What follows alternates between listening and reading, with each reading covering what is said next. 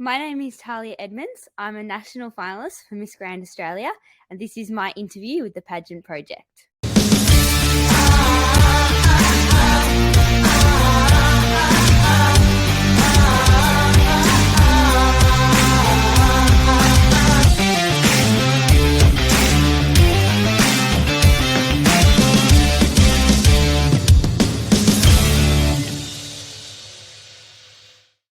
Hello, everyone. It's Adrian from the Pageant Project. My special guest for today is Tahlia Edmonds, who is a Miss Grand Australia national finalist. Tahlia, welcome to the show. Thank you so much. So happy to be here. Why don't we start with where you're at? I mean, I read your bio, so I know that you are rural or a farm girl, so to speak. So where exactly are you? So I'm in St Andrews, which is just at the base of the Kinglake Mountain, but not many people know where St Andrews is. So often I will just say I'm in Kinglake because, we're very, very close. We're out of the St Andrews township on a small farm and, closer to probably the Kinglake border. So, I'll tell people I'm from Kinglake. Right. What's the weather like there for you at the At the moment, moment? it's very cold. We'll often get about 5 degrees hotter in summer and 5 degrees colder in winter than Melbourne. So, it gets quite cold here, so I don't Wow. like it. Okay, because I mean, Melbourne is already famous for having four seasons in one day. So where Yeah. you're at, is it like that, but just even worse? Yeah, absolutely, yes, very extreme, definitely. What's the hottest? I was down in Melbourne before the pandemic, and it got Mhm. to almost 50. We were driving down to the mountains, like the Great Ocean Road, and it Yeah, was like almost hitting 50 then. How yeah. hot does it get for you guys then? It gets very hot. Our temperature, we don't actually have a temperature gauge that comes out this far, so we'll often just go Right. by the temperature from Melbourne, but we know that we are about 5 degrees hotter than what Melbourne would be at that time. So usually you can sort of tell like, oh, if they're 25, usually will be about 30 or around that sort of temperature. Wow. Okay. Yeah. So they must breed you guys pretty tough down there You then, would hope huh? If so, it's freezing on one hand and then absolutely boiling on the yeah. other. Yeah. Ralph over here in the United States has said, "Good evening, Adrian and Talia." Now, Talia, I'm going to get into how you got into pageantry in the first place, but it just strikes me. I seem to be interviewing a lot of young'uns recently. You're Yeah. 18, is that Yeah. correct? Yes, that's Okay. correct. And then I interviewed Melanie yesterday, who's Mhm. 17, and then Oh, Caitlin, who is 19. They're both in Miss World Australia, and here you are at yeah. 18. So, how does it feel? You're going into one of the biggest pageants in Australia, and at the ripe old age of 18. I mean, I will say you don't speak like an average 18-year-old. You already seem to much more well spoken than the average 18-year-old. But how does Thank it you. feel? Oh, look, I'm so honored. It's an incredible opportunity. And at the beginning of this journey, I never thought I'd get this far. I was entering because I saw opportunities in it. I was asked to enter. So I thought I'd give it a go. I had something that I wanted to advocate for. So I thought, oh, I'm going to give this a go. I'm going to give it my best shot. But I really didn't expect to get anywhere. I didn't think I was going to be good enough to get there. And so the whole journey, it's just been incredible. And I've enjoyed it so much. It's been really, really exciting. And each step, it's been a new challenge. It's been something to work towards. It's just been amazing. It's been so good. What's been the biggest challenge for yourself so far? I think the biggest challenge for me is probably the fundraising because I've never done something as big as this before. I've never done such big fundraising. I've done, little things here and there, but nothing as big as this. So just working out, like just actually last night, I just had a fundraising movie night, which was so awesome. But yeah, just being working out, organizing events, just working out what I'm going to do, how I'm going to earn that money for Destiny Rescue, how I'm going to support them. It's just been, definitely a challenge, but something I've really strived towards to do. How did the fundraising movie night go? Oh, it went great. It was so good. Yeah, I had a lot of country mates came over. People came from 2.5 hours away to support me. It was Oh so wow. good. It was lovely. It was really good. I was going to say because I would have thought it'd be a challenge to raise. I mean, it's a challenge to raise funds even if you're in the middle of Mm. the city. But given where you're at, which is probably quite far away from other people, that must have been an additional challenge for yourself to sort of get over, right? Yeah, definitely, definitely. I do travel into Melbourne, a fair bit, almost, pretty much every day. But yeah, no, definitely out here, I guess where, resources are limited and things like that, it is harder. But yeah, I've tried to make it work. I've got my country mates on it. So yeah, no, it's been good. What movie were we watching? We were watching The Gods Must Be Crazy. I haven't heard of that one. What sort of movie is No that? way, such a classic. Um, there's 2 series, so there's part 1 and part 2. We were watching part 1 last night because not everyone had seen both. I'd already seen part 1, so I can't wait to see Right. part 2. But it's a comedy, like, it is amazing. It is so good. It's about tribes over, I think it's in Africa, Okay. and yeah, and it's a comedy, so it's really funny, but you've gotta listen carefully because they say, like, little things that you sort of if you're not listening, you'll lose it. So you gotta really switch on. So but it's great. I love it. Okay. So did you have popcorn as well at your Yep, fundraising event? absolutely. Yep, At a proper popcorn. movie night? Definitely. Yep, there's no movie without popcorn.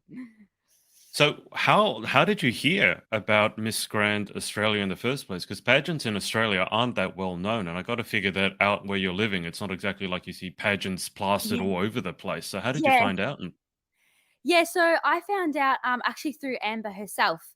I okay. was yeah, I was auditioning for the runway on Savoy when Hmm. I was a model for that, and I was accepted into the position, and it was through that Amber was there, and she found me, and she said, "Oh, would you be interested in this, position?" I was sort of thinking about Hmm. it. I was like, "Oh, I've never done, major pageants like that before. I've done small, little like I was Miss Whittlesea teenager, but I've never done anything big like that." So I was like, "Oh, I need a bit more information." She's like, "Yeah, I'll send you Hmm. everything." And so she did, and I looked into it, and I thought about it, and I was like, "No, I'm gonna give it a go." So I applied, and here I am. How much energy do you have? I don't think I've ever spoken to someone who speaks as rapidly as you do. You strike me as someone who's got a lot of energy, and I know there's gymnastics and stuff in your background. A lot of gymnasts are always like bouncing around all over the place. How much energy do you have, or how much coffee have you had? And can you give me some of that energy? I don't drink coffee, so I've had no coffee. Okay. Um, I don't know, I just energy just seems to come for me. Yeah. I like talking to people, so it's like something that comes Okay. naturally. Yeah. Okay, you probably should stay away from the coffee, given how much energy you already have. If you had coffee, you probably wouldn't be able to sleep.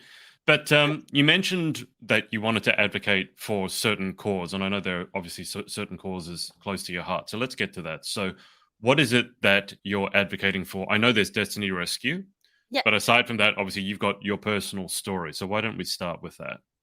Yeah, so through the Miss Grand Australia journey, I've really wanted to advocate and raise awareness for people that have been through natural disasters. It's something I went through when I was younger. We were burnt out in Black Saturday. We lost everything, escaped within 30 seconds. So it was an incredible journey. But through that, it taught me a lot of compassion. But it also taught me other people suffer so much through natural Mm, disasters. But people who haven't experienced it don't often know or don't often understand or know how to help. And so it's something that, yeah, is really close to my heart that I want to be able to reach out and share to others through my experience and be able to help people, whether that's, through floods, bushfires like me, anything like that, that have brought that devastations to communities, to people, to families. I just want to reach out and I want to help them. And I want to also raise awareness to mhm. people outside of that, of what it's like to go through something like that and the experiences and how to overcome and how to move on and open a new door and step through that. Can you give the people watching or listening some idea as to what exactly it is like? And I say that because A, we've got an international audience, so there's some people not from Australia who may not know about the bushfires and how bad they are. But I know a lot of Australians are quite isolated from that as well. They have not been near a bushfire. Near where I'm at in Sydney, we had the bushfires, but not that close. But we've had big fires. But it's been on the news, for example, how quickly fires can jump, how they can come back. Obviously, certain people lost their lives, which was terrible. I mean, property is one thing, but losing your life is even worse. But can you give the people watching an idea of just what it's like to be confronted by a natural disaster like that? Yeah, oh, absolutely. It's horrific. It's so, and the trauma is something that it really never goes away. It sticks with Hmm. you for a long, long time. It's for us. We were escaped within 30 seconds. We drove through the flames around us. Mm. For about 2 kilometers before we actually got out to safety. The neighbors that tried to get out 30 seconds after us, they were trapped. They couldn't get out. We had neighbours over the hill that was almost like a second grandmother to me. She was unfortunately killed in the fires. She ran a Mm, goat farm. So yeah, there was devastation everywhere. It was so hard. And coming out of that, it taught me so much resilience, so much. You have to just get up and you have to keep going. It's something mhm, you can't let tear you down, because it is so hard.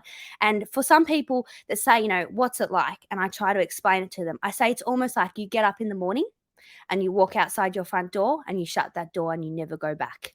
You can't mm, open that door again. You can't go and get that special watch you wanted. You can't go and get, you know, the photo frame that was special to you. You have shut that door and all you can do is walk forward. You can't go back and grab anything you want. Your door is shut. You can only go out. You can't go back again. And so that sort of helps them understand like what it's like. It's like what it would be like if I just stepped outside my front door, shut the door, and never went mm, back. It's like you have to start all over again. You can't have anything back. We were burnt to the ground. So everything that was left was just ashes. So yeah, it's a start again. It's moving forward and there's no going back. And that's something that I think I've tried to explain to people, because a lot of people after the fire said to me, said to my family, said, just move on, get over it. Like mhm. what's wrong with you? And that was Yeah. something that really, it hurt me, but it also hurt when people would say that to others who'd gone through similar, because I'd be like, they don't understand what it's like to Mm, go through something like this, the trauma, the aftermath to families, but also to communities. mm. And so, yeah, through this journey, I really do want to advocate for that and show people and raise awareness for what it is like going through something like this. How old were you when it happened, Talia? I was almost 5. 5. Okay, Yes. so very, very early on.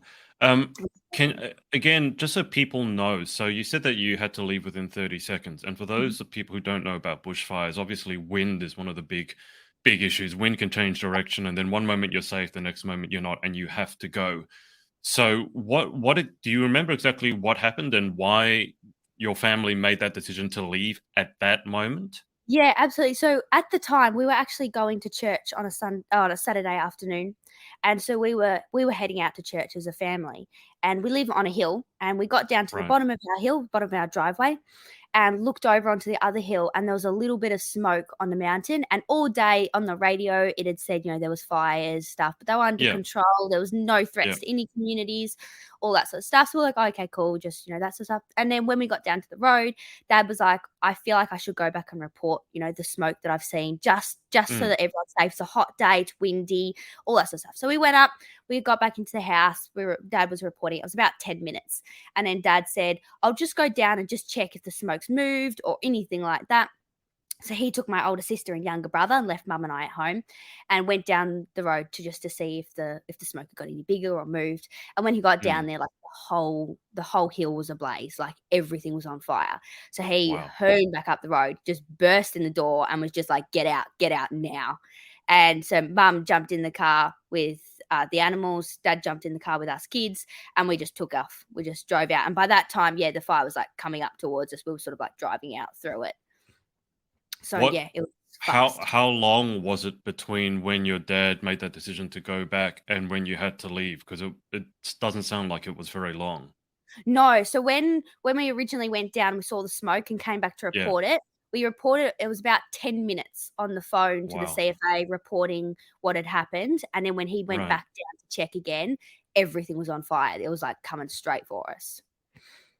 Were you guys ready to leave at that moment's notice? I mean, they talk in this day and age about having an escape plan, a survival plan, etc., etc. But I feel a lot of that happened after the big bushfires because of the tragedy that occurred. So were you guys prepared for something like that? No, definitely not. The whole day on the radio, it had said, "Oh, fires were in Kilmore." It was saying it's Yeah. safe. No one needs to escape. All good. Just stay alerted. All like that. So no one was ready. No one was ready. So we literally just jumped in the car with whatever we were wearing. Dad brought a box of keys. I don't know why, but he walked out the house and grabbed a box of keys. None of which we can use anymore because everything burnt down. But yeah, So no, keys. nothing. Yeah, so we got a box of old keys that don't work anymore. But other than that, it was literally just ourselves, the 2 dogs, the cat, and drove out with the clothes we're wearing. Yep. And I can't understand what it must have been like because I've Mm, not been in something like that. I mean, as I said, the bushfires in Sydney got pretty close to us, but it didn't impact me directly.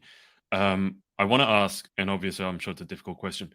When you went back for the first time, mhm. what was left? I think people need to understand just how devastating a bushfire can be. So they might think, "Oh, wall was burnt. This is what was left when you went back." There was absolutely nothing. Everything was just piles of ash. The few things that were left were twisted bits of metal, and some burnt Right. tree stumps. When we first came back to our property, there was a little electricity pole that was still on fire at the bottom that was sort of still smoldering and stuff. But yeah, everything was gone. It was just like it was really almost, you could say, haunting, the feeling. It was Yeah. just everything was black. There was sort of, yeah, the smell, you could taste it in the air. It was just awful.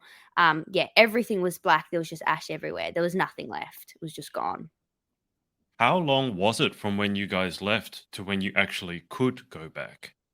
I believe from my memory, it was about 5 days when we went back, I'm pretty sure. Right. Again, after Okay. after we were sort of said, "It's safe, you can return now," I believe it was about 5 days. So then what did your family do? I mean, everything is gone, literally. It Mhm. doesn't exist anymore. So what then happens? You don't have a place to live, you don't have a place to sleep. I don't know how close the nearest stores are to you, no water, no what so what did you guys do during the Yeah, aftermath? so we spent a few weeks just sleeping, in friends' garages on the floor, just sort of going from one place to Wow. the other. Okay. And then at the time, my dad's parents, so my grandparents, were away and their house Hmm. was free. So we moved into their house and we stayed there for a while we sort of worked out what we were doing, where we were going, what just Yeah. happened, or got back on our feet. And then we rented a place in Diamond Creek, which is about 25 minutes from our house Hmm. in St Andrews near Kinglake. And so we rented there while we sort of worked out what we were doing. And we came to a decision that we would build a shed back on the property. We would Mm. live in that shed while we then rebuilt a house. And so then we would live in the house once the house was built. So we built a shed, and yeah, so built a shed, and then the house never really got finished. It was like, years went by, and we tried to live life as well as rebuilding. So it's hard, you've still got to do school, you've still got to Yeah. run a family, still got to work, still got to bring income, all of that sort of stuff. And then you've also got this other challenge of trying to rebuild a Mm. life just being completely destroyed and get back on your feet again, especially as a young family. I had an older sister, then Yeah. myself and a younger brother as well. So trying to do that for my parents was a huge job.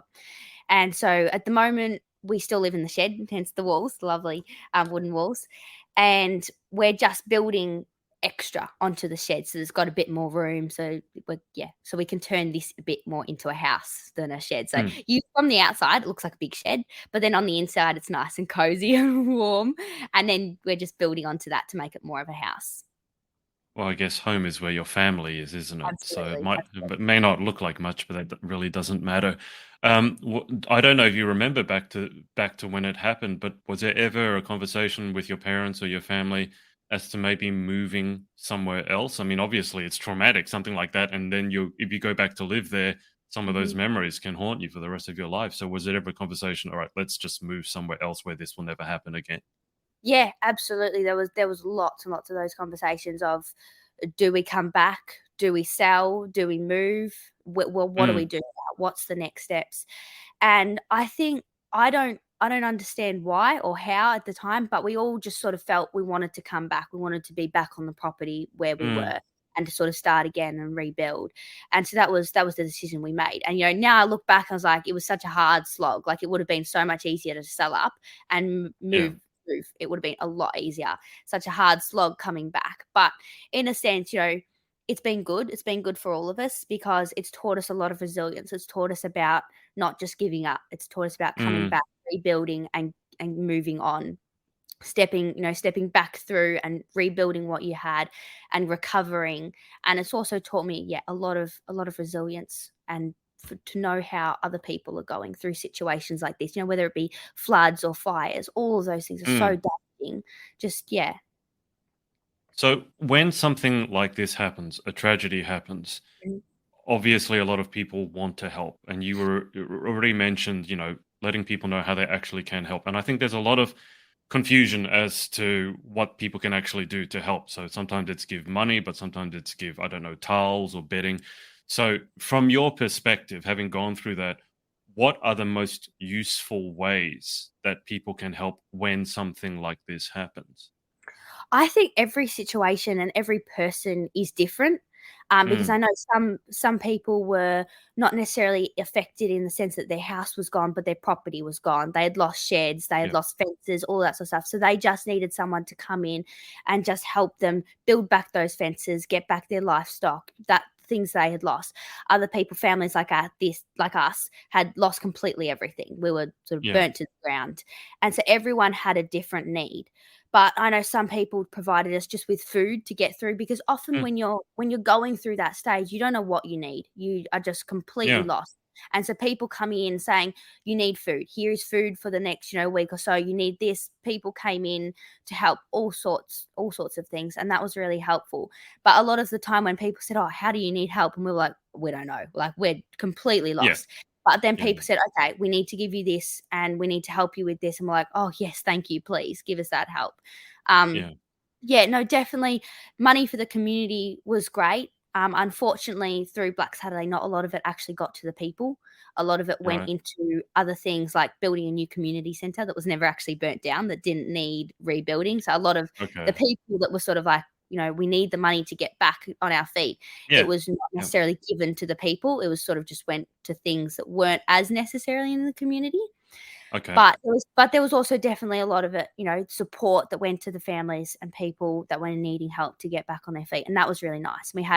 I remember having people from unis and schools that would come up here, and they'd do like working bees. They'd help us get the garden back up and going. They'd help us plant Mm. fruit trees, build fences, things like that. And it was really special to see community and people working together to help those people that had been lost.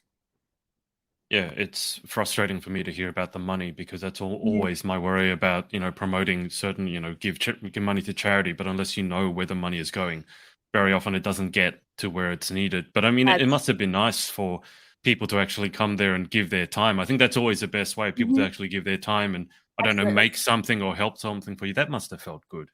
Oh, yeah, definitely. And yeah, when people just, because sometimes you can be given this money and you're like, "I don't know what to do with it. I don't know what I Yeah. need." But often when Yeah. people just come and say, "I'm here. How can I help? What do you want me to do?" Yeah. And they're doing Yeah. those practical things like helping us. We had a 100 fruit tree orchard before the fires.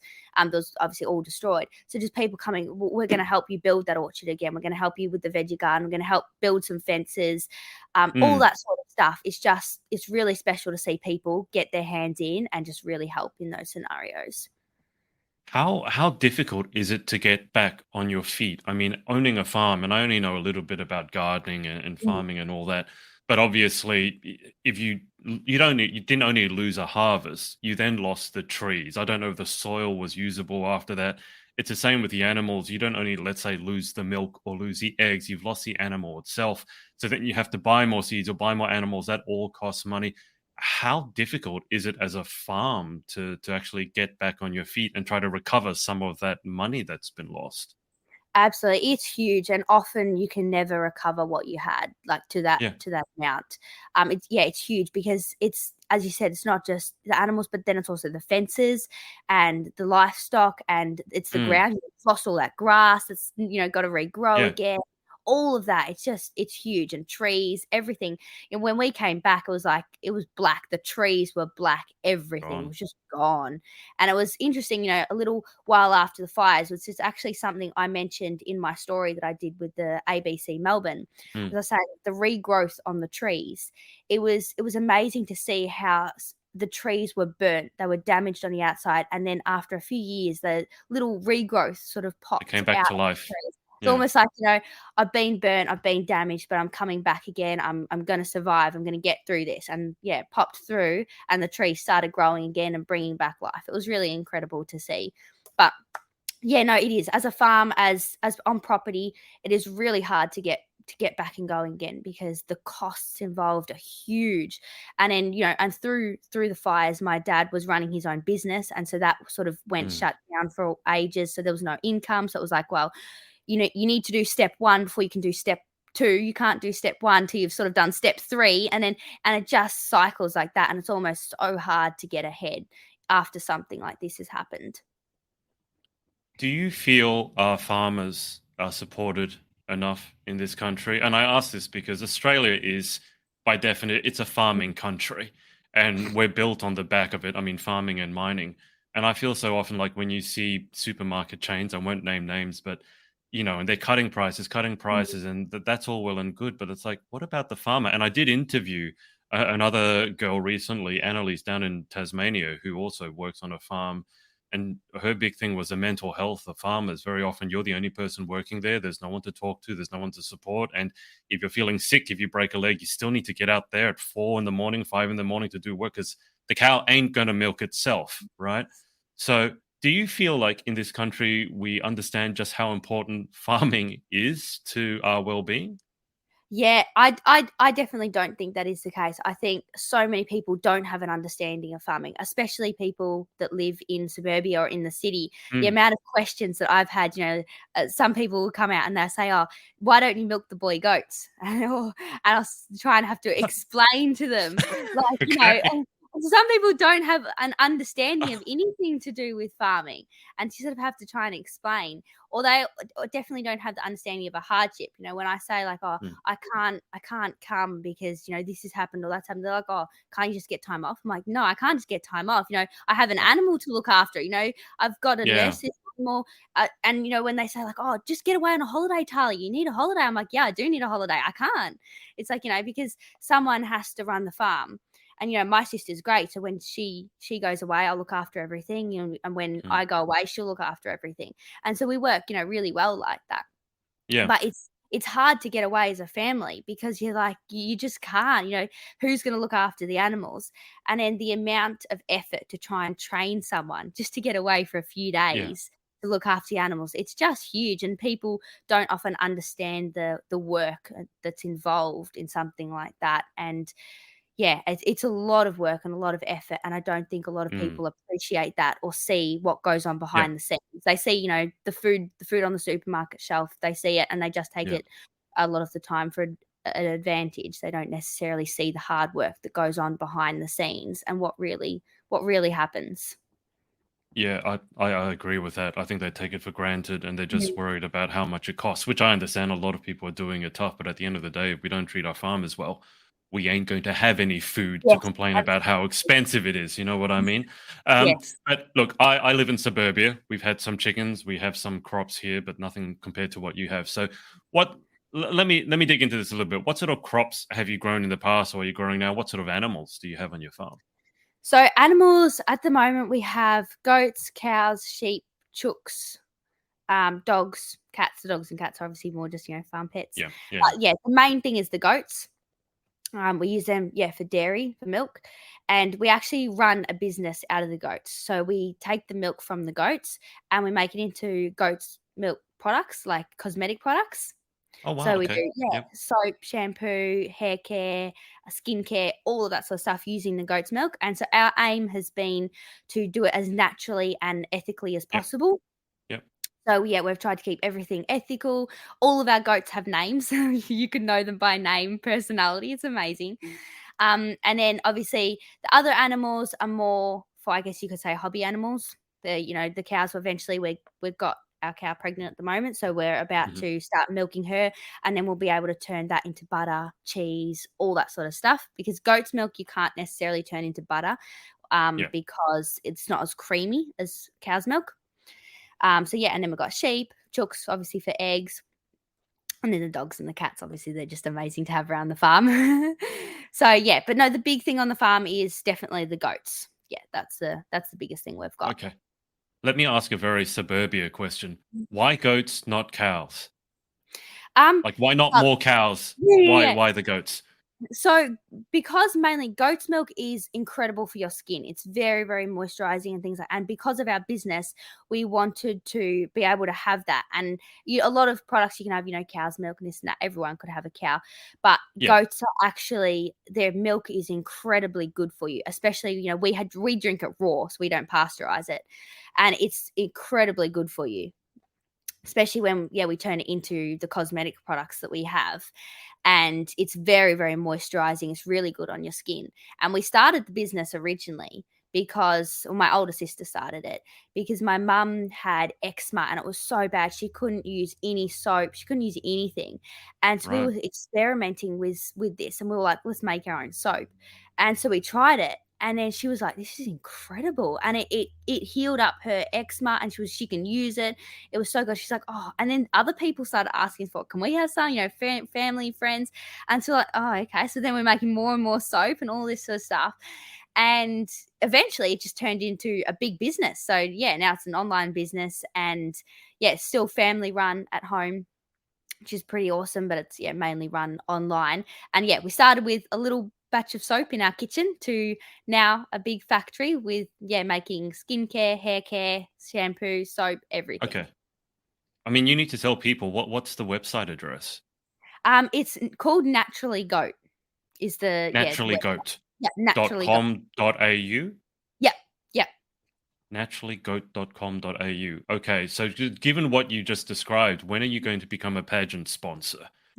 Yeah, I mean, come on. I mean, like every pageant girl is worried about her skin. So when are you going to become a pageant sponsor? Oh, yeah, absolutely. I was actually saying to my sister the other day when I was, getting all these products that I'm, promoting and stuff. I was like, Yeah. Oriana, we have to do this. I was like, we have to, get these products out there and start, sponsoring them for pageants. I Yes, was actually you looking into it do. the other day. I was like, because these are amazing. And like, these girls have got to try them. So actually, yeah, we're talking about that the other day, actually.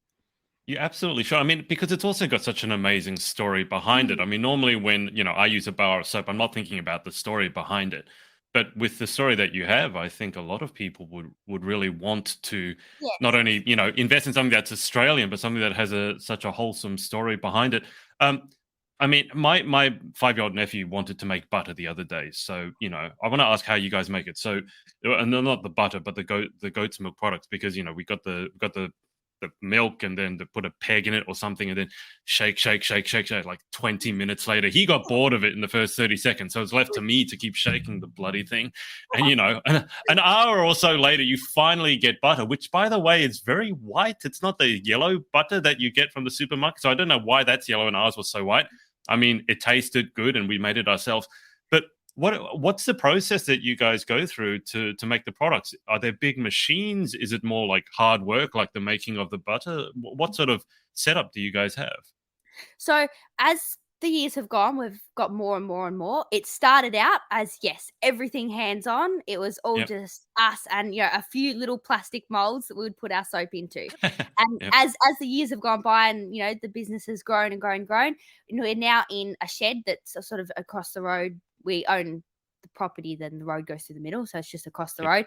And in there, we're all set up with stainless steel tables now, shelves, racks. We've got big Wow. pots, machinery, everything that we need. It's definitely still hands on. There's no doubt about that. Stuff where you're using big machinery, you're handling it. We often have this joke that we never need to go to the gym for a workout. Like our workout is all here. But yeah, so it's definitely still hands on. But as we get more and more advanced, the more equipment we bring in, the more Yeah. molds we get, the bigger we sort of get. And we've now just got a big shipping container, so it's a cool room that we can be storing more products in. So yeah, Wow. Okay. every step is one step closer, and we're getting bigger and bigger, which is great. It's getting more machinery, more products. It's really good. What is there an ultimate dream goal that you guys have? It sounds like could take over the world with these goat milk products, which is amazing. Like, is there a particular business plan in a year's time, 5 years time, 10 years time? Oh, look, we've just started at the moment, just started looking at exporting. So my Wow. sister, Okay. just started now, sort of looking at, but obviously that's a huge process. It's nothing that Yeah. starts and goes pretty easy. So Yeah. we've just started looking at that, and I think if we could pull that off, that would be an incredible dream. Just to be able to export, that'd be really good. At the moment, we're sort of we're still we do export, but it's pretty small at the moment. And it's starting now to get bigger and bigger. So we're just sort of Australia wide at the moment, shipping all around Australia, which is really awesome. And we'd love to get into, I think, more local shops, things like that. Hmm. Which again we're starting to at the moment.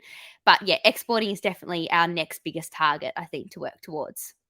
Wow. Okay. So naturallygoat.com.au. No hyphens, no nothing, just naturallygoat.com.au. Yes, yes. Yeah. Okay. I'm asking this because as soon as we jump off our interview, I want to go and have a look because I'm fascinated by this. If there's a pageant girl out there watching who wants to know what some of the best products to try, what would you recommend for a typical pageant girl? Obviously, skin is important and how Oh they yeah. look. So what products would you recommend to try from naturallygoat.com.au? I love the face creams. Like that Okay. is like perfect face. That's your go-to. Because for me, I don't have the time in my day. So I don't have time to be like, this, that, washing my face with this, then cleansing, then using Yeah. this moisturizer, then that. So I just like Right. something that's quick, simple, but it works. And that's what the facial creams do for me, because they're so easy to use and they're just beautiful. Like often I'll have it just after a shower or just before I Hmm. go to bed, and you wake up in the morning and your face feels amazing. Like I love it. The Okay. feeling is incredible. And often, Ariana will be like, "Oh, have you got, model shoots coming up?" I'll be like, "Yeah, yeah." She's like, "Oh, okay, here you go. Trying this product, trying that." She's like, "Here you go. This will be great for you." So yeah, no, definitely face creams. They're my go-to. Okay. They're absolutely my go-to. But I find everyone loves something different. Like I know my older sister Ariana, she loves the facial washes. So she likes washing her face with facial washes. But yeah, Okay. for me, it's the face creams. Absolutely love them. They're Okay. amazing. Now, goat milk has a different taste to cow's milk, a different taste to sheep milk. So when you're using the products, do they have any particular type of smell, or are they pretty much like just scent free? So we do have a range that is scent free, especially for people with very, very sensitive skin. Yeah. But no, we do have smells.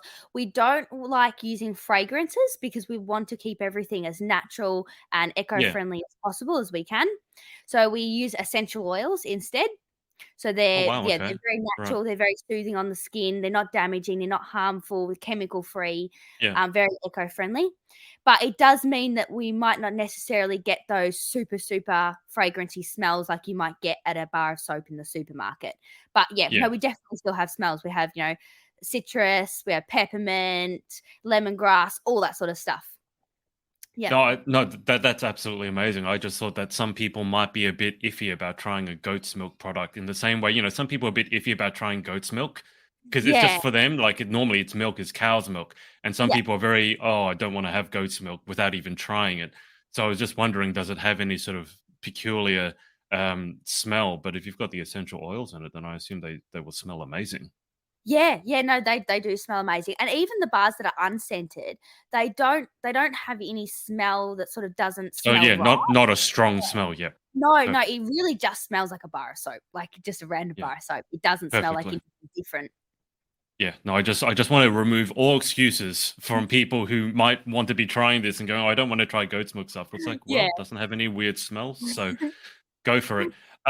Can you give us an idea? Because obviously, I was looking through your bio, and one of the things you said, you wake up early each day to milk the goats and work on your farm.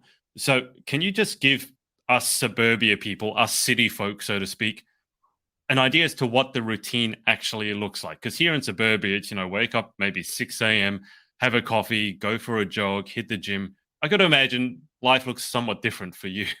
Yeah, definitely. And it's funny enough, it actually goes in seasons. So at the moment Oh we're yeah, in winter, and so our goats in winter, they will drop off their milk supply dramatically, like almost to the point where we have to limit how much milk we drink so that we're keeping right. enough for the business and Yeah, things like that. So in winter, you can say the routine almost becomes a little bit easier, but then it's also harder. It's easier because they're not giving as much milk, and so some of the does will dry off. So there's less goats to milk, things like that. But it's yeah. also a lot harder because it's muddy, it's wet, and it's cold. So their Hmm. sheds get wet. So their sheds need mucking out. They need new straw. It's muddy everywhere. So you have to dig drains to get the runoffs. And yeah, and it's miserable because you don't want to be getting up early in the morning and going out when it's Yeah. absolutely freezing cold and it's raining. And the goats don't like the rain. So they don't like that either. So, yeah, so at the moment, it would be getting up. Usually, you sort of try and have breakfast. Sometimes I'll have breakfast after the goat, sometimes beforehand. Definitely at the moment, well, I've been focusing on Miss Australia and my gymnastics were pretty high at the moment. My sister, Yeah. older sister, Ariana, she's been doing a lot more on the farm. She's really good. She's picked it up a lot Yeah. for me. She's helped. But yeah, it would be getting up, having a breakfast. Then it'd be going out, milking the goats, feeding all of them. If there's any that are a little bit unwell or that have been pregnant or just given birth, got to feed them. If we've got kids, bottle feeding, all that sort of stuff. Then all the other animals. So they would be doing the horses, the cows, the sheep, feeding all them, checking them all, chooks, letting them out, feeding the animals. Then I'll be coming back in and usually then getting ready for your day for work. So if you've got to go to work or if it's a day at home, working on the farm, working in the factory, making soaps, packaging, all that sort of stuff. So usually that's how the day in sort of a winter would work. And then in summer, usually it's a bit more because you've got more in season. Um, Right. so yeah, a lot more giving milk, a lot more that you're having to milk. And often you'll have babies as well. So you'll have new sheds. And sometimes we don't quite have enough sheds in the one spot. So you're sort of moving goats from one road to the next and from one shed to the next, moving kids here, mums here, all that sort of stuff. So often, yeah, in that spring, summertime, it peaks. Definitely it can take a lot of time. I have so many questions. But the first thing that strikes me is I've interviewed hundreds of pageant girls, and one of the things they really have in common is they don't want to really get their hands dirty. Like the one job they'd never want to try is like anything to do with sanitation or basically Yeah. poo. Now, I know a little bit from working with chickens, but given what you described, is it ever weird the contrast, like when you go glam and you go to a modeling shoot and everything is pristine and perfect, and then the next day you're knee deep in mud, like shoving a cow, like a coat along, or like when one of them gives birth? I mean, it's not necessarily the prettiest thing that you've ever seen. I mean, maybe for you it is, but I've seen some of that, like, and I think that would traumatize some people. Does it ever strike you like sometimes it's so? I don't know if it's weird or cool for you. Like one moment you could be glam, the next moment you're knee deep in mud. Oh, yes, absolutely. And it was funny. The other day, we actually had us, Victoria girls, had a shoot in Melbourne with Miss Grand Australia, which we had an interview, we had photo shoots, everything. Yeah, So we all glammed up. I got my makeup done in the morning, packed my dresses, off we went into the city, yeah, high heels, super duper. yeah, yeah. Came home, and I was like, came home, and the rest of the family were like, right now, back into work. So I was like, okay, I still had all the makeup on, everything. So I was like, boots on, jeans on, Western top, hat, let's go And outside. in a full face of makeup. Yeah, exactly. Hair up now, got to go out. So it's like straight outside to the animals again. Yeah, so it is. It's really funny, but it's awesome. It brings me back to reality because I am a country kid and I love getting my hands dirty. That's me inside out, and so it brings me back to reality after a day of modeling in the high heels, full of face of makeup, looking pretty. And then it's like back home, chill, boots on, jeans on, hat on, let's go. So it's like, yeah, definitely brings me back to reality. Which one do you feel more at home in, heels or boots? Boots, absolutely, no doubt, boots. I love boots. Heels, I like heels. I don't mind because I like sort of prancing, dancing around, as my brother would Sure. tell me. He's like, oh, Tahlia, prancing, Prancing and dancing dancing. Sound like a around. show horse. Yeah. But no, definitely when I get home, change into the boots, back in the jeans. It's a nice Okay. relaxing. Okay. Next question I have to ask you. Like us Aussies always think that we have these outdoor brands that will really stand the test of time. But you actually living on a farm. Okay. So like things like, for example, the Akubra hat, and then Mhm. like I want to know what type of boots you guys use. So like what's for you actually waking up early, it's freezing, it's muddy, it's raining. What are the best like brands or things to be able to work outdoors when you really would rather be indoors? Yeah, there's definitely some mornings where you just want to sit by the fire and don't go outside. Yeah. I use my boots are Steel Blue, so that's the brand of them. And Okay. they're work boots. So what you would often see the tradies wear. Right. Mine are lace ups. I like the zip up ones because they're easier to put on, but I don't Yeah. have those. I have lace ups. But yeah, no, got the Akubra hat. I often use Ringers Western shirts because they're really, really sturdy and they're warm. So Okay. I got all sorts of colors of Ringers Western. Like, that's just my favorite because they're sturdy, they keep you warm, they're durable, so you can get them like super, super muddy, and then you just wash them and they're all clean again, like you wouldn't have even known. So yeah, definitely. I use the steel blue boots, the a Kubra hat, and Ringers Western shirts. Like, that's great. That's my attire most of the time. Wow. Okay. And what about a jacket, or do you just tough it out? Like if it's raining, is there like a weatherproof jacket you have, or you just like whatever? I'm used to this. I'm a Whichever country coat's girl. not dirty at the time. So whichever coat I've got on the rack that's not dirty, I'll use it. So yeah, Okay. I don't have a particular brand of coat or anything like Okay. that. Sometimes I'm sort of like I can't be bothered, so I'll just run out there, get soaking wet, and then come back Yeah. in and stand by the fire and dry off. That sounds much easier. What does washing day for you guys look like? If you're outside and it's been raining, everything is coated in mud. What does washing look like? Oh, my poor mum, like, she has such a job. She says when we walk in the door, she just looks at us and she's like, "Oh, do you know how much washing that is for me?"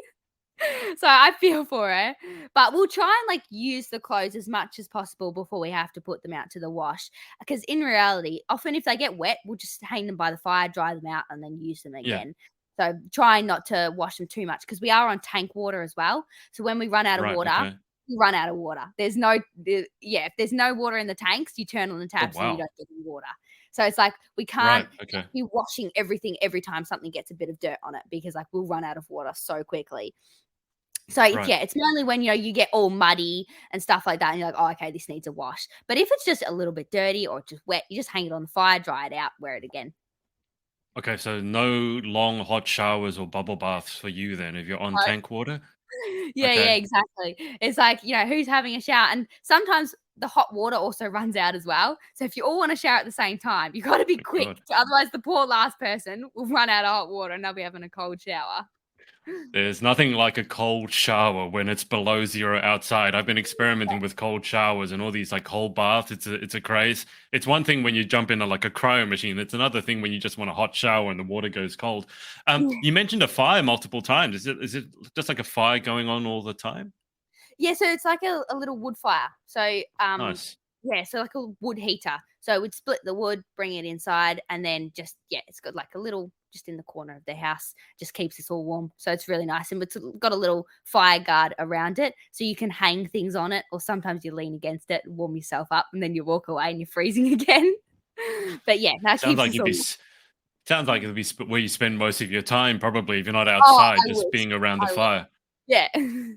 Are you any good at splitting wood? I've seen those people like at the Easter show where they wield an axe and it's like one bang and straight through a log. Are you able to do that at all? Some logs, yeah. No, I Wow. enjoy splitting wood. Actually, it's pretty Okay. fun. And usually, often it'll either be my job or my younger brother's job to split all the wood. But yeah, the more you do it, the better you get. And it's like you started out with a pretty bad aim, and you sort of like you go split, and then you get right on the side of the log and go like crash. And you're like, And you get a "Great, little stick. next attempt, yeah. But no, after a while, then once you got your aim right and you know how to do it, it's pretty easy, except for the logs where it's like they're so hard and you go whack and it just bounces. It's that hard and you're like, oh, that's a really hard log. Yeah, But I've yeah, I've had that a little bit. I mean, that sounds like if there's ever a talent section, it sounds like you've got talent section sort of just bring out some logs and start splitting them. yeah. Do, do you need to go to the gym? I mean, we should probably talk about the gymnastics. I mean, do you need to work out? It sounds like life is a workout for you. Oh yeah, absolutely. No, I've never set foot in a gym before, But other you than don't obviously have to, do you? no, I mean, you wouldn't have to. no, no, I've got all the strength I need here from working out on the farm, just walking around in the hills. We've got lots of hills. So yeah, you can certainly get a lot of strength walking up and down the hills, trotting around, especially when you got heavy boots on, which are caked on with mud, and it's like Mm. you've got weights on your feet. Like, yeah. I mean, there's this thing, I don't know if you've heard, it's called farmer strength. Like the strength that farmers have in particular. And it's not the same as gym strength because it's not about, working on my pecs or like working on my butt, for example. Yeah. It just comes from doing the work day in, day out. And the only example I can give is like I play a lot of tennis. And so, for example, I have very strong forearms. Mhm. And when it comes to doing things like opening cans and things like that, which require those muscles, I find it very easy. Whereas people generally living in suburbia, when they don't have to do those things, they might have gone to the gym and be very strong in a particular way. but they don't have that same strength. Have you found that to be the case with you, where there's things that other people who think they're strong, they can't do, but you find very easy? Yeah, yeah, no, definitely, definitely. Some people I've got, a lot of friends or mates that'll come over and they think like, Yeah, oh, I'll be able to do that. I'll be able to help you. And like, halfway into the job and they're sort of like sitting down, slacking off. I'm they're like, done. oh, Yeah. and I'm like, oh, come on, keep going. We're only a quarter of the way there. They're like, oh, this is exhausting. I'm like, yeah, yeah, but you got to keep going. And they're like, oh, I'm tired now. Sounds like you could run a boot camp. Just have Oh, people living. You could charge for this because all the suburbia folk need weird things to get them back into nature. You could charge just for people to live on your farm for a week to do the work. By the sounds of it, it'd be a great workout. yeah. Hey, I could do that as part of my fundraising for Destiny Rescue. There you go. Come work for I me. really wouldn't mind that actually. Like going to knowing what it'd be like to live on a farm. I Mm, mean, people from Australia fly overseas to go work on a rice farm because they find that relaxing, but it's also an escape and a way to get back into nature. But the mhm, ironic thing is, like in China or Vietnam, that's like what the poorest people do. mm, But we've become so distanced from nature that we now pay a lot of money to go back and do the things that the poor people use. I mean, do you feel that a lot of people have become desensitized and detached from nature? Because I mean, as you said, you go to the supermarket, they just see meat. They don't see the products, the animals that it comes mhm. from. So have you noticed that a lot of people just a bit desensitized to nature in general? Yes, no, absolutely, definitely, and I think that's something that, in some ways it almost concerns me a little bit because, yeah, Mm, people don't necessarily have that connection with nature, with being outside, with smelling that fresh air, just seeing the beauty in nature around you, and so many people that are in suburbia live in concrete blocks, and they sort of, walk out onto yeah, concrete paths, onto concrete roads, and that sort of yeah, thing, and it is, you don't feel the feeling of the grass underneath your feet, when it's wet in mm, the morning, walking past the trees. It's such a beautiful way to live out here in the nature when you can wake up in the morning and you can see it around you. I mean, we live in more of the bushy areas. And so I've got, yeah. a fair bit of bush around us. And so you wake up in the morning, you look outside, and the trees, the eucalypts are blue from the cold and from the little, Oh wow. drips of water on their leaves. You can sit there and you can Yeah. drip them off and they sort of change color. But it's something that not many other people know. Like other Mm, people in the suburbia wouldn't know that you could, go out and drip the water off the eucalypts and they turn a different color. So it's very interesting, but it's also sad in some sense that a lot of other people yeah. don't get to experience the life that I've been so blessed to have. So when you go into the city for work or for modeling, like how long is it before you are yearning to go back to the farm? Usually pretty quickly, usually pretty Yeah, quickly. Yeah, yeah, so I hate city traffic. So I like driving, I love fair enough. driving. I will drive into the country for hours, hours on end. Yeah. When it comes to driving into the city, I'm usually pretty over it by about 15 minutes. The traffic lights, just it does my head in. I can't wait to be back out in the bush. It's just my home, like back out there in the country. It's so good.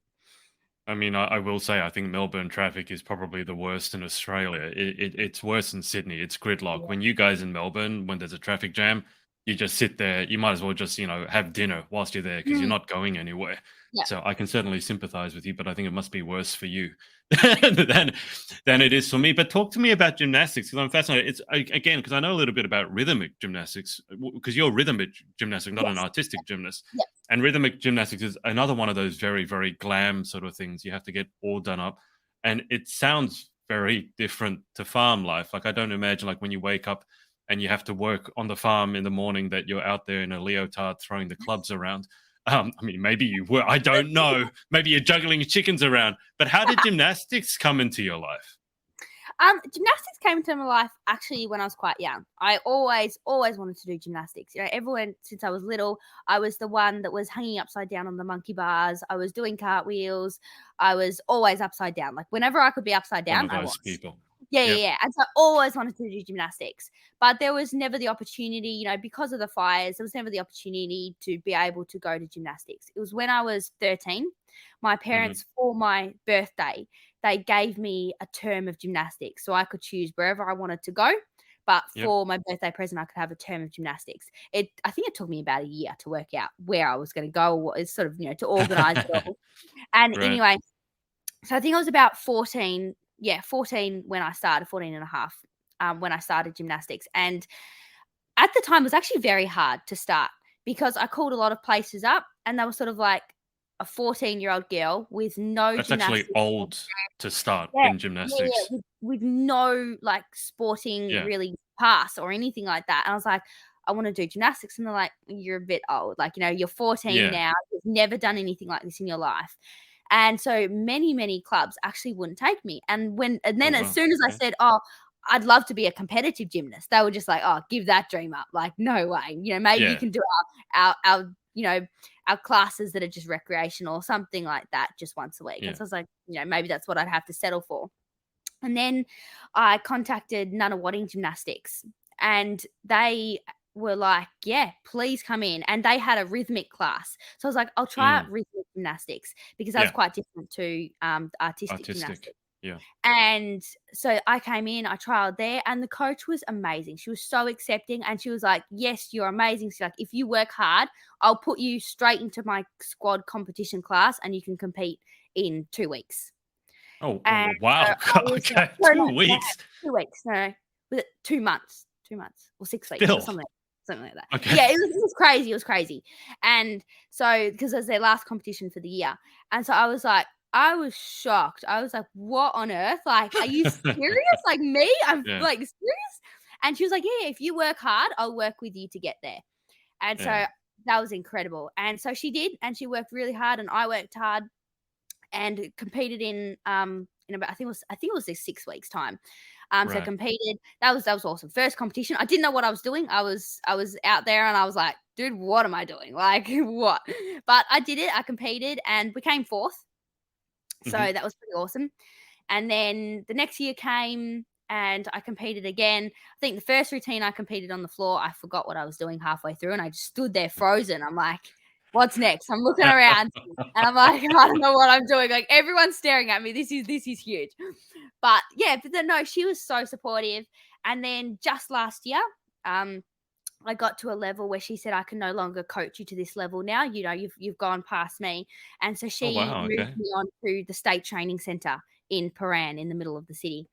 So she, Wow. yeah, helped me get there and sort of moved me to another club where I'd be able to train more elite and be able to sort of get to the next goal that I wanted to get to. But yeah, so through that, but she's been so good. Like I was actually competing all of yesterday. I just got home late last night and then started the movie night, so I was going crazy. But no, she helps me make up all my routines still, even though Yeah. I'm representing another club, all of that. So it's really incredible the support that I had from Nunawading. That is what started off my gymnastics journey. So what do you say to all those people who said that you were too old? Look at me now, guys. like Must be like eating their words now. yeah, no, and I'm proud because for everyone who put me down, who said you're not good enough, like don't even try because you're just going to disappoint yourself. Yeah. It, I feel proud and I feel excited that I didn't let that get to me and that I worked hard and that I have achieved what I wanted to achieve. I'm now training elite at the state training center, Wow. and yeah, so I'm really proud of. I've worked so hard. I'm training, Mm. 4 hours a day. So I work so Wow. hard. Okay. Did a lot, gave up a lot to be able to get where I am. But I'm very proud that I didn't let people put me down. I Yeah. didn't let what people said get to me and let me stop. Yeah. Good for you. As I said, I know a little bit about rhythmic gymnasts. So Mm. is it still clubs, hoops, ribbon? I'm forgetting the other one. So have you competed in all those apparatus? Yeah, so we have the 5 apparatus is rope, clubs, hoop, ribbon, and ball. Ribbon. And Yeah. then in the national levels, not the international, we have another one called freehand, which is a no Freehand. Yeah. apparatus. Yeah. The rope apparatus is not used in the international levels either. So rope is only used in the Okay. national. Right. Yeah. Okay. So rope and freehand are nationals, and then international you only have the clubs, hoop, ball, and ribbon. Okay. Which one's your favorite? Which one is your least favorite? Oh, my least favorite is ribbon.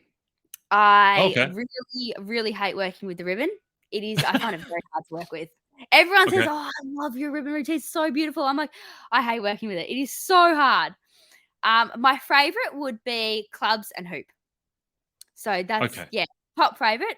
Probably hoop. I've actually never been able to do an individual routine with hoop, Okay. but I've been able to do group routines. So you also work as groups as regular Hmm. gymnasts. I've been able to do group routines with hoop, but never individual. So I really look forward to the day when I can do an individual routine with hoop because I love Okay. hoop. But yeah, clubs and hoop, my top favorite. Okay. Yeah. I have a question about clubs. Hmm. How do you guys throw the clubs up and then catch them from the right end? That I can catch a ball. I play tennis, but I'm always like, look, it's like people who throw knives around. It's like, how do you just make sure that you catch the handle or not the blade? And my second question to that follow up question: have you ever dropped one on your foot? Because that looks like that would hurt quite a lot. I have to say, dropping it on your foot is probably somewhere that it hurts the least. On your head, that is decent. Yeah, the amount of times I've thrown it up in the air, you do the triple rotation underneath, and you're coming out and it's like smack straight in your head, Oh, and then like you've got like a huge bruise on your head for like the next at least month, and perfect. you're still like, oh, like the amount of bruises you get from clubs is insane. Like, you come home, you're like, "Oh, where'd that bruise? Oh, that was from the clubs again, hit myself," They're lethal, like, they are hard, and especially when you throw them, like, 10 meters into the air, Yeah, you and they guys come down. really like. I don't know if people who haven't watched know this, Yeah, but it's not like a juggling thing. Like you throw it so high it would go out of camera, and then you yeah, guys like do these pirouette, and then you catch it whilst like in a full back bend, and I'm like, yeah. I can't even just catch that thing normally. So when you practice a skill like that, how do you practice it? Because obviously there's a gymnastic skill what you do, but then you need to work the club into it, and then also work the catch. Like, where do you start with a skill like that? Oh, it's complicated. So, if you were saying you were doing a throw and then triple rotation, catching a Yeah, backward walkover, say? yeah. Would start by doing maybe a toss, just a little toss, no further than your head height, then catching a backward walkover. So once you could Okay. do that, little toss, catching your backward walkover, little toss, catching your backward walkover, Right. then you would start with doing higher and working your triple rotation. And so Right. higher, and then you just catching your hands. So throw, triple rotation, catching your hands. Once you could do that, then you might do a bit higher. You do one rotation, catching a backward walkover, and then you'd sort of add them all together until Right. you could Okay. do it all, and then basically still it's pretty hard to sort of judge correctly, and often you don't get it right Yeah. all the time. But yeah, and then it's just doing it over and over and over and over and over again until you can get it consistent. How many times have you whacked yourself in the head with the club? Too many. Too many. I have lost count. Yeah, a lot of times, a lot of times. Slowly, you learn to sort of like learn to sort of just grab anywhere but your head, or you'll sort of like you'll be there and you'll be like not the head, not the head. But yeah, Like, because it's so unpredictable. Sometimes you throw them up and they'll spin too fast, and so you yeah. can't grab them, or you think you grab them and you like sort of caught it in your hand, and then it'll like just bounce out of your hand and onto your Yeah. head or something like that. And yeah, it hurts a lot. You- helmets in practice a thing? Can you practice with wearing some sort of helmet that can just bounce up? Like, I'm fine. Yeah, I wish, but no, unfortunately not. And I mean, again, for people who don't know rhythmic gymnasts, like they are even more extreme flexible from what I've seen than your regular artistic gymnasts. Yes. So, how much time do you put into stretching? And like, are you naturally double jointed? I mean, I've spoken to people who are very flexible, but it turns out they're double jointed. So it's like kind of nature's unfair flexibility gift to them. But like, how much time do you guys have to spend stretching? A lot. So usually we'll have a 4 to 5 hour training session, Hmm. and 2 hours of that will be stretching and strength Wow. and body work. So body Right. work in terms of like kicks, um, all that sort of stuff that you might not necessarily is like stretching, just stretching on the floor, but it's Yeah. stretching because you're doing kicks, you're doing leaps, all Yeah. that sort of stuff. Yeah. So yeah, at least 2 hours of that will be just stretching and strength. So Wow. a lot, a lot. Okay. Do you have a favorite skill? Oh, I like them all. I'd say maybe my favorite skill is potentially a split leap or a turning split leap. I think because I'm pretty good at them. I try to be pretty good at them anyway. But no, I like leaps because I just the feeling of flying. It's like you run, run, run, and you just leap, and you're just like, yay, you're just flying through the air. It's so good. But I find pivots, so like turns, Yep. they are hard. Like I'm not very good when it comes to pivot because I do ballet as well. And even Yeah. my ballet teachers pick up on it. I don't know whether it's my brain or my head or my body or what, but the coordination to do turns is really hard for me. And so I've had to work very hard Okay. on turns because they're hard. Maybe you've just been smacked in the head one too many times by your clubs. The next thing I have to ask, because it's fascinating to me. So are you ever like on the farm in your boots and you just like for no reason bust out a split leap? Because I mean, like a lot of pageant girls, they would just start doing their catwalk like on the way to the supermarket. So are you ever on the farm and you just, I don't know, throw a chicken around and pretend it's a club or something like that? Oh, sometimes I will if I got some sticks. Yeah, I'll throw up some sticks Okay. and see if I can catch them again, definitely. And yeah, in terms of like split leaf stuff, oh yeah, definitely. Like I will if we've got a flat bit of road up the top of the property. Yep. And so sometimes when I'm walking along from, from one fence to the other, one paddock to the other, I'll just like 1, 2, 3, start, leap, leap, leap, leap, leap the whole way to the end. I was like, that's satisfying. But I had through COVID, some people asked, oh, can you, because I couldn't do gymnastics through COVID, I was doing it all at Yeah. home. And so I was like, oh, show us what you're doing. So I started up an Instagram page called Life Behind the Fame. And it actually shows my life behind modeling, behind gymnastics, all that sort of stuff. And so, yeah, on the farm, doing gymnastics, all that sort of stuff. So it's pretty awesome. But yeah, no, I definitely do. Definitely do. Are the Commonwealth Games or the Olympic Games on the radar at all? Don't know. I don't know if I'll get that far because obviously I did only start when I was 14, almost Sure. 15.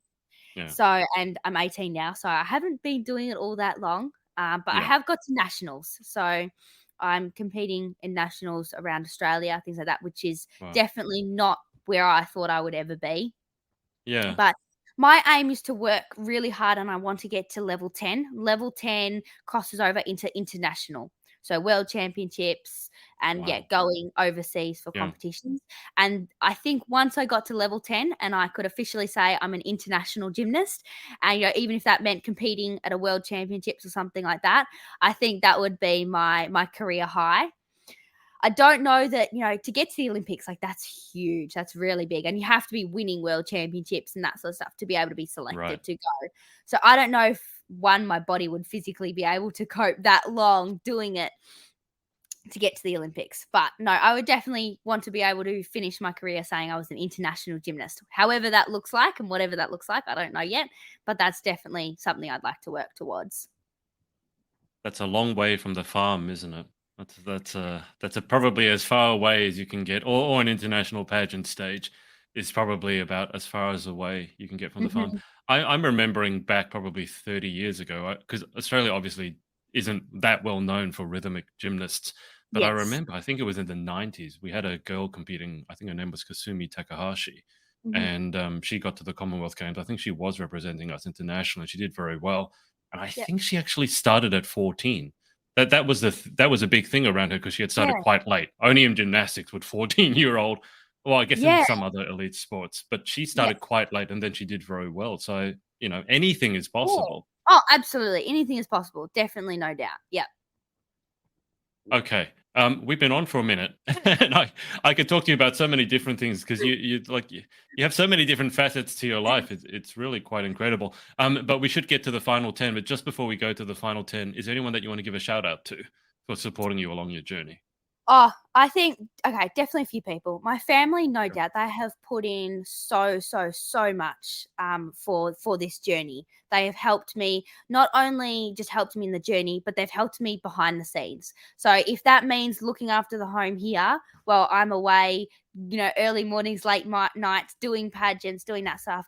And all the social media collaborations that I had to do for the brands, my sister helped me with. So she was filming. We Nice. were like up, I think, till 2 o'clock in the morning, and she was filming it all. She was helping me do it all, putting it together, showing me how it works, and it's just incredible. My family have been really, really supportive, and then definitely my country mates around here. All of the country mates came over last night for the movie night to support me. They've voted, they've been there, they've supported me. One of them he also he comes in to do some of the photo shoots with me, tags along to the city, so that way we can both get lost in there together. So Nice. it's really good, and that's been really special to be able to get together and support me out here in the country, because there's not a huge amount of people out here, so that's really special.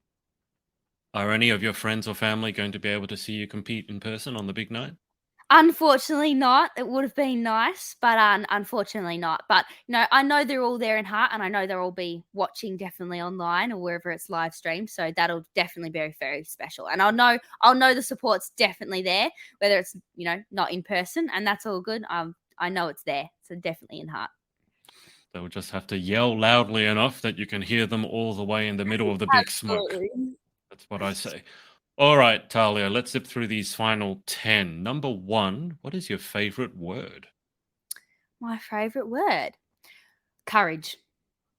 That means a lot to me. So I think because courage means everything. It means perseverance. It means stepping forward in faith. It means keep going, when things are tough, when things don't work out. And it means not giving up. And that's something that's very special to me. And it's something that I hold close to my heart. What is your least favorite word? Oh, my least favorite word. Okay, here you go. Ready? I can't. I hate when people say I can't do that. Or like I could never do that. I could never, be that good. Or oh no, I can't be like that. I'll be like, no, it's not about I can't. It's about I'm going to do my best. Not everyone can do everything, and I've sometimes had to learn that out the hard way. But you can try. You can. It's not Yeah. I can't. It's I will. I will try. I might not be able to do it as good as them, and that's okay. But as long as you're doing your best, and for me, as long as I'm doing my best, I'm happy with that. But when people say I can't, it's like I hate when people say that. It's like, no, you can. You just have to put your mind to it, and you have to put the effort in. Why do I get the feeling that your circle of friends knows not to say I can't around you? I don't know, maybe because I've said it too many times. I'm like, no, no, no, don't say that, don't say that. Yeah, I can literally see your face getting quite red. You look like you're actually getting angry just talking about it. So I was like, I bet you've given a few lectures to some of your friends about I can't. Number 3, in life, what gets you excited or what turns you on? Get me excited. I love community. So it gets Mhm, me really, really excited, especially when young people pitch in to help everyone.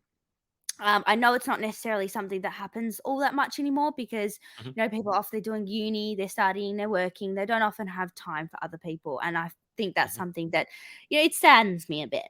But I love a lot when, especially young people, get together to help the community, whether it's helping other people in the community, whether it's helping family, whether it's helping people in need that just need a little bit of support, whether it's just reaching out and saying, hi, how are you?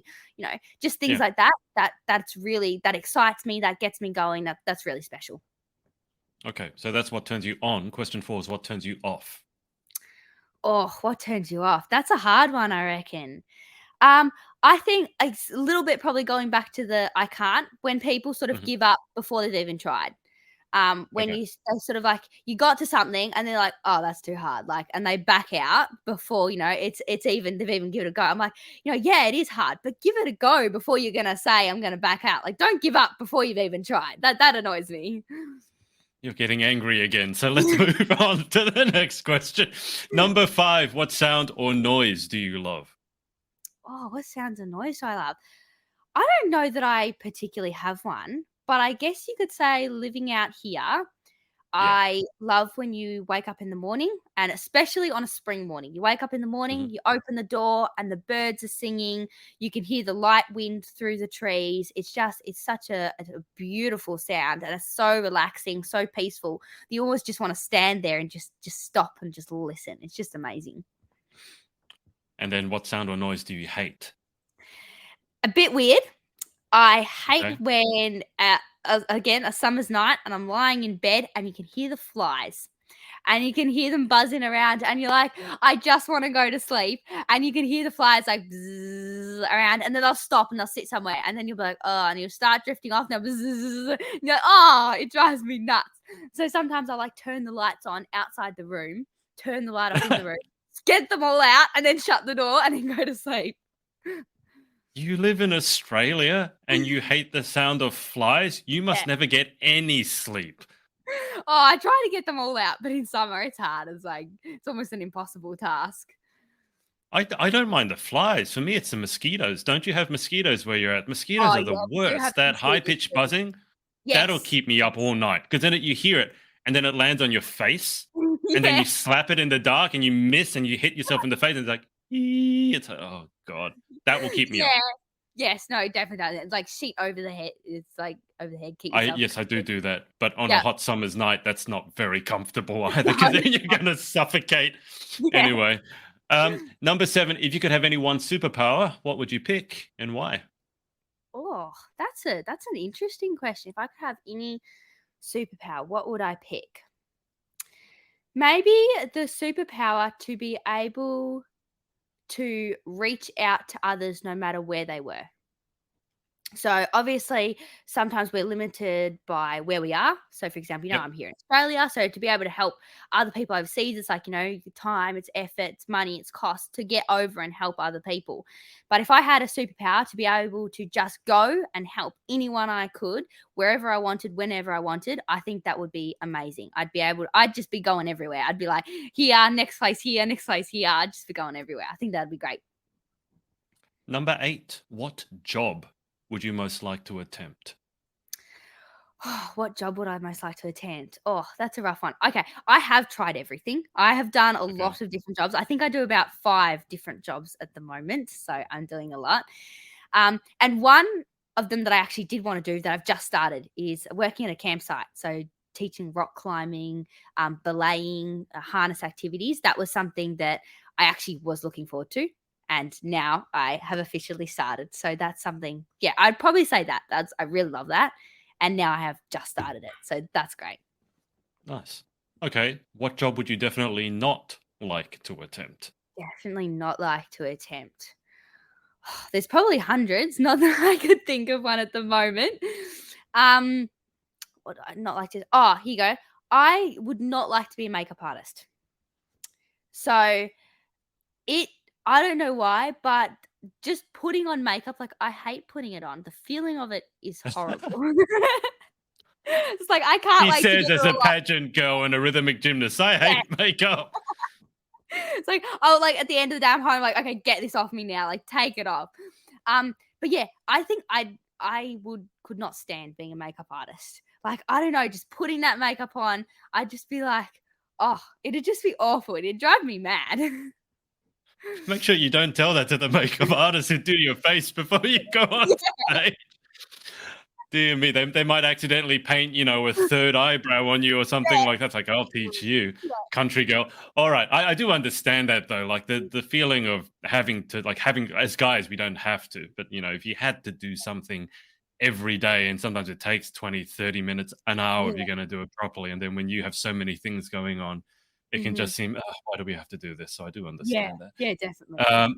Final question. If heaven exists, what would you like to hear God say when you arrive at the pearly gates? Well done, good and faithful servant. If I got there and he said that to me and he said, well done, I'm proud, I'd be my accomplished. I'm done. So I think that would be very, very, very, very proud to hear that. Perfect. Well, Talia, it's been a pleasure. Thank you so much for coming on. Thank you so much for having me. I really, really appreciate it. Do you have to go and milk something now or make a bar of soap? Like what's next? What's next? Well, thankfully all that's done for this morning. So it was up early, getting that all done so that I was ready for my meeting. That was all I had on my mind today. I was like, okay, get everything done so I can sit down and I can do this. But now I think I've got to organize some fundraising. I've got to do that on Sunday this week. I'm working with another girl doing that. Mm-hmm. But right after this, I'm probably going to run outside and I'm going to put some fertilizer on my passion fruit trees that I've just planted because some of them are not liking the frost. So I've got to cover them up and I've got to put some fertilizer on them, make sure they're all good. So that'll be my next job right now. And then I'll go find my sister and see if she needs help in the soap factory. So, I should give you my broccoli seeds. Apparently they grow better if it's a bit frosty. So I should give you my there broccoli you go. seeds. Yeah, I want to grow some broccoli. I love broccoli and I wanted to grow some, but apparently it's better in frost. I should have gotten you to do it. All right. I'll keep you on the line for just a sec as I hang out with the audience. But thanks to everyone for watching or listening, and we will speak to you next time. Bye-bye. Hey, thanks so much for watching. sorority access is now open. So if you'd like to join an amazing group of women and learn how to be the most powerful, confident, and impactful queen possible, head to thepageantsorority.com. I'll see you there and see you in the next video.